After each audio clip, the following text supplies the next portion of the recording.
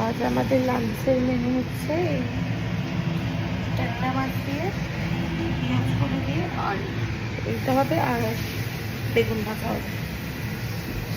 এখন মাছগুলো ভাজবো। আপনাদের লাঞ্চ মেনু সেটাও জানাবেন কিন্তু বলতে। হিন্দি চলছে, আপনারা কতটা আমার কথা শুনতে পাচ্ছেন কি জানি বুঝতে পারছি না। আমার এই কলারে এটা পার্মানেন্ট লোহার দাগ, ইগনোর করবেন।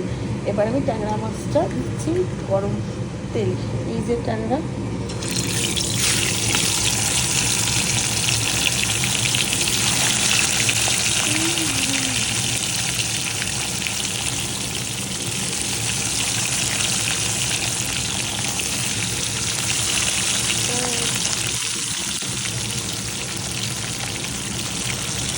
ট্যাংরা মাছগুলো ভাজবো ভেজে।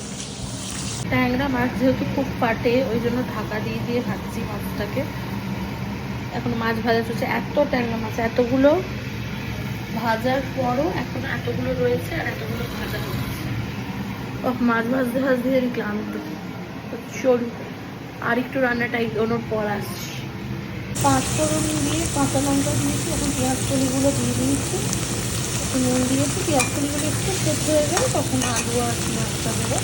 আলুর আগে পেঁয়াজটা দেবো।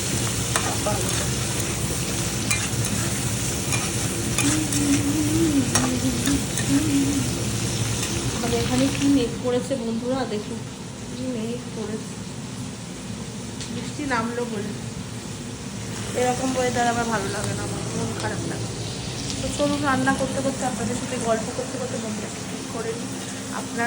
আপনাদের সাথে কথা বললে তো মন খারাপ থাকলেও ঠিক হয়ে যায়। তো চলুন রান্নাটা করে নিই।